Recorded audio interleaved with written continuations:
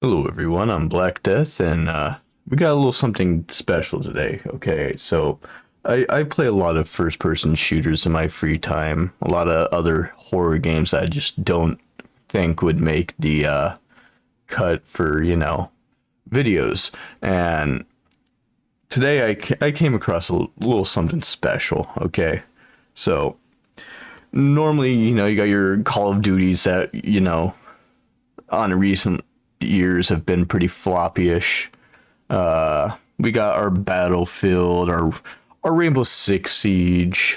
You know, I played them all, but this one's different. So this one's called BodyCam, and it kind of just takes the whole first-person shooter and flips it right on its head. So instead of going for the arcadey shooter, it goes for more of a realistic approach. So like when you're aiming, it's not just move your mouse and your character's gun stays where it is in the center of the screen and fucking moves to the left or right, up, down, etc. No, you move your fucking arms and then your body moves with it. And then you actually aim down the sight, doesn't, just lock in. So when you tilt your gun across the screen, that is where your gun is aiming, is wherever it's pointing. And it's such a unique approach to the first person shooter genre that I just felt like I had to talk about it. I know this game's not going to be for everyone, but I mean, this game's made by like two developers, and if I remember correctly, not a single one of them's even of drinking age, at least where I'm at. Like, I want to say the oldest is like, what, 20? And they accomplished a game that looks this amazing. By all means, they have accomplished something rather great. And I'm not going to say this game is like, top tier perfect, because there's definitely games better than it. But I mean, if you're looking for a good first person shooter and you're debating whether or not you need to drop to $70, $60, or whatever on Modern Warfare 3, I would definitely say just drop your $30 to just pick this game up, because I mean, it's pretty fucking phenomenal. And their roadmap, they've laid it out pretty flat, plain dry, what their plans are for what they want to do. They've got it into like three little sections, and they're gonna do bug fixes, the standard, performance upgrades. Because I mean, the game's still like, in that early infancy stage. Like, you can't expect it to release, with only two developers and be top tip shape, especially when it has all this realism just shoved into one little box with a bow on top. But they're adding zombies modes, it looks like, based on requests. They're gonna add more ways to get those frames up there, because it does stutter from time to time, and I have a really beefy PC myself, and I even hit a few frame drops from time to time. But I mean, the game just looks phenomenal, and it's just such a unique take on the first person shooter genre. I mean, and then, the only issues I've really have with it is it has no dedicated servers, so it has hosting servers. So I don't know if that's exactly what it's called. I'm not, an expert here by any means. I'm never going to claim to be. I'm just some dude that, sits in the basement like a fucking troll and plays games in his free time, and, records videos from time to time. But it basically, the players host their own server. So you can either choose to join a server or host a server. And then if you're hosting the server, you get to choose like the map, the game mode, and all that jazz.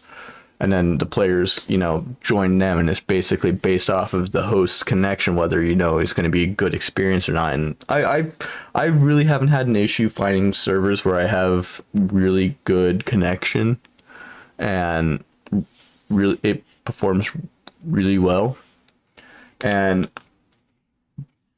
I would just love for them to, morph it into kind of like a class system where like team deathmatch, you're using the guns every time that you want, like something like that, because they have a deathmatch and everyone has the same gun for each round. So round 1 you might have a pistol, round 2 you might have a shotgun, round 3 you might have an SMG, but everyone else is on equal playing field and equal level. The only gun I don't think that would work too well with this, honestly, it would be the sniper. I don't think there is one. I didn't see one. I did a brief look at most of the weapons. I haven't shot all of them yet because I felt really inspired to make this video just talking about it, because I just loved it so much, because it's just such a breath of fresh fucking air from the first person shooter genre of games. And I just can't, help myself but, talk about stuff I love. I mean, my whole channel's built on gaming. I love games, and I don't have enough time to play them a lot, but when I do, boy, do I love to. But they understand that, it's not going to be for everyone, but they also understand that their aiming style and the way that the game plays is not like any other first-person shooter that I've heard of quite yet. I think the only one that comes close to this is what was it called? Unrecorded, but it's not out yet. I don't even think they have a release date up on their Steam page. I've had that thing sitting there in my wish list for a hot minute. Let me check real quick. No, they yet to be announced, and that's the only game I've ever seen that matches and or surpasses the way this game looks. I want to say Unrecorded is also one of the ones that might have been hit up by the news thinking it was an actual cop. I might be wrong. So we're not going to take that as fact, allegedly. But no, I mean, the game, especially in the daylight, looks fucking phenomenal. The only thing I'm iffy about is the night round. So basically you'll be playing a match, and then eventually there'll be a night round where it takes place in the fucking pitch black. So the only light that you can have is from the very dim moonlight or the flashlight from your gun, your teammate's gun, or an enemy's gun. And it can either give away your position completely or blind you, because it has realistic, reflections and stuff, because you're looking when you play the game through like a body cam. So if something reflects back, it's going to blind the camera.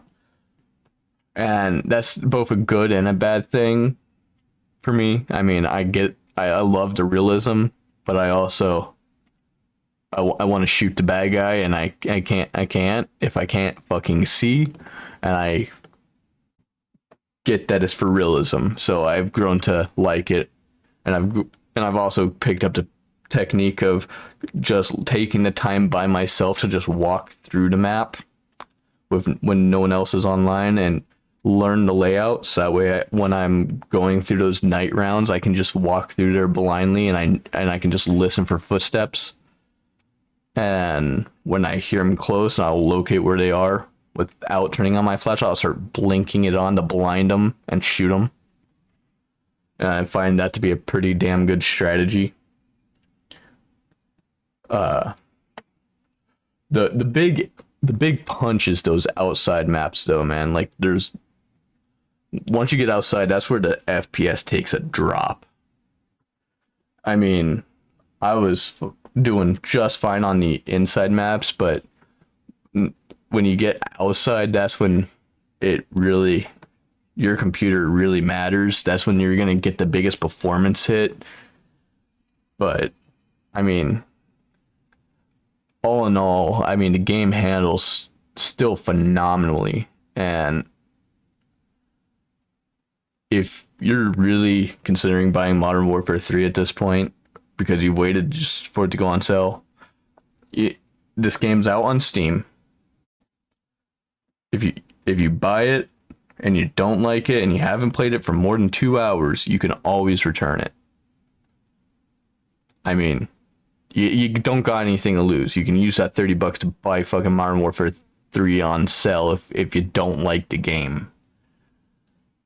But I heavily suggest that you at least give this game a shot. Because, I mean, it's a breath of fresh air. I know this isn't my normal type of videos. I apologize. I got another Garden of Banban in the works, and I got a few other games coming down the pipeline as well. But I don't get a chance to record every day, and I got vacation coming up, so I'm trying to record all of these videos in advance, so that way you guys all have videos, even though I don't get a lot of views while I'm gone, because these are also just fun to record, and I'm just sitting here having fun playing games and recording it.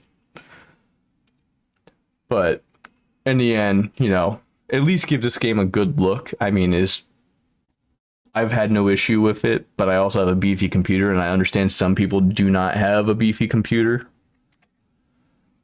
So I can see how that can be like a, you know, something holding people back on it. But, you know, with that being said, on the other hand, you know, it's a game made by 2 developers and graphically looks just as good as a lot of the brand new first-person shooters coming out today.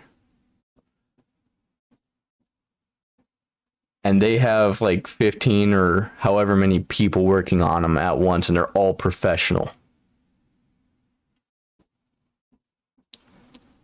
So let that sink in. These 2 developers accomplished something that normally takes a big team. But that's all I wanted, you know, covered in this video, so I hope you enjoy it. I mean, it's definitely not my normal type of content by any means, so I do apologize for that. But if you like it, you know, give it a like. If you dislike it, you know, comment, you know, hey, Death, never fucking do this again, you know.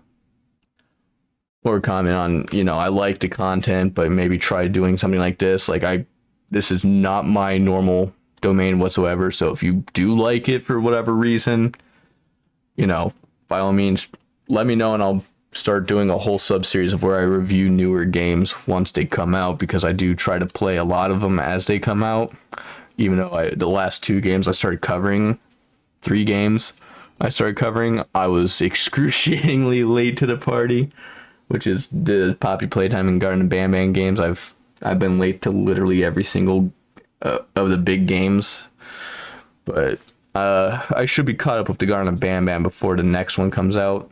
Not 7, but like 8. I believe that's how they're numbering it now. It's 1, 2, 3, 4, 6, 7, and then 8. I believe is coming out next. I don't know what happened to number 5. I feel like having a stroke every time I look for that one. I don't think there's a number 5. I've looked everywhere. But